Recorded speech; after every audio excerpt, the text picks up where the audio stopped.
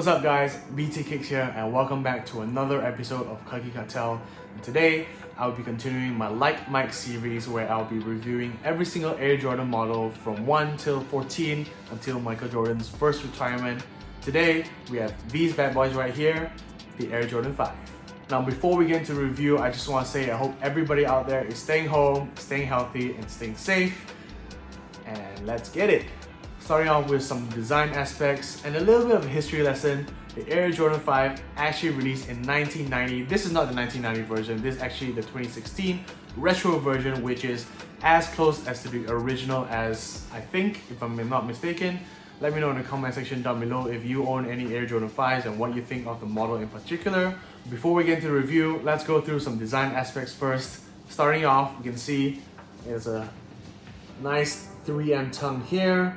You get sort of the metallic hits here, a mesh sort of translucent netting. You have a translucent outsole. This is what everybody was most looking forward to, the Nike Air logo. You got Air Jordan here stitched in. And yeah, overall, this is actually the closest to the OG model that they've ever retroed. And I think Jordan Brand did a great job in terms of designing and retroing this shoe. But enough about design. Let's get into the performance review. Starting off, as always with the traction, the Air Jordan 5 and every single Air Jordan 5, to my knowledge, has a translucent sort of forefoot and heel herringbone pattern with a solid rubber block here in the middle. And if you watch my previous reviews, you'll know that I'm not a huge fan of translucents, and it's the same case with these. Even though it's sort of herringbone and herringbone here, the translucent material just doesn't work as well as a solid rubber outsole. On clean courts, you're good to go. Mildly clean courts, you're alright. On outdoor courts, you're still okay, even though I wouldn't recommend them as the translucent will burn out fairly quickly. I did, however, do most of my testing outdoors as, current situation doesn't allow me to play indoors.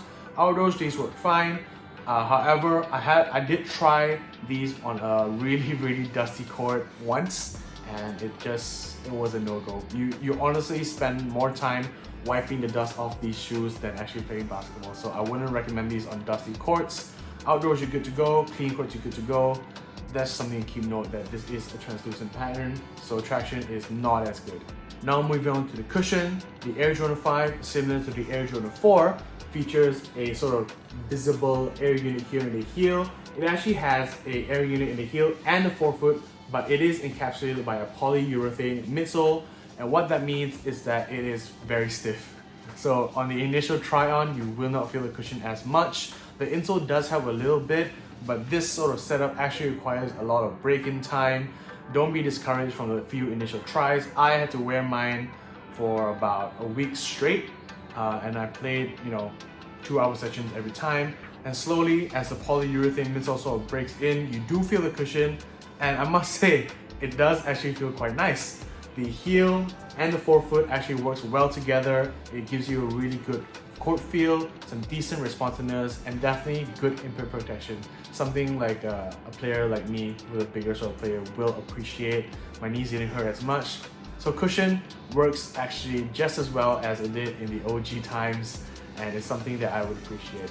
So moving on to the materials, like I said earlier in the video, this Air Jordan 5 actually mimics the OG model as close as possible. So we have here a sort of synthetic nubuck material all around the shoe, and what it is that the more you wear it, the more you break them in, it will mold to your foot and give you that nice one-to-one fit. Everybody's foot is different, so don't expect these to fit everybody as well. Definitely something that I appreciate because I do like my shoes to fit just nice with enough room for me to sort of wiggle my toes. Overall, the materials are decent, nothing to shout home about. We have all the fly knits, we have the prime knits, we have the mesh materials these days, but these definitely do work. If it worked for Mike, it'll work for you too. Now moving on to the support, the Air Jordan 5 actually features a sort of traditional lacing system. You can see here we have a lace lock as well. I personally don't like playing with the lace lock. You can see in my other pair, I've shown you guys an example here. I just lace them all the way up here, tie them up. You do have the lace eyelets here, which gives you a customizable sort of fit where you can lace up all the way up here or down here according to your liking. But once these are laced up, your foot will not move. Support is actually really good in this shoe. Lockdown as well. I didn't feel like my foot moved around too much in the footbed, and it just stayed in place, and it was, no frills. Something traditional, don't fix it if it ain't broke. Now moving on to the sizing. I personally went through the size. I've heard some people say you could go a half size down, but for me, because I'm slightly wide-footed, I do appreciate a true to size fit. There was just enough room in the toe box for my liking, and it wasn't too long, it wasn't too short. True to size is what I recommend for most people, but as always, if you do get the chance, try them on before you get them.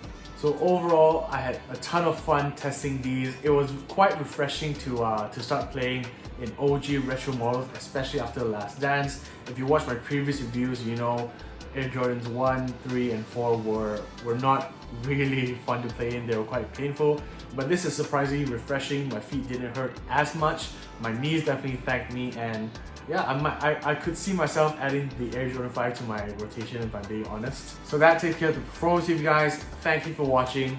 If you like what you see, don't forget to subscribe down the Huddle below. Follow me on Instagram at BTKicks, where I'll be reviewing the rest of the Air Jordan series. And I hope everybody out there is staying safe and staying healthy. Until next time, we out.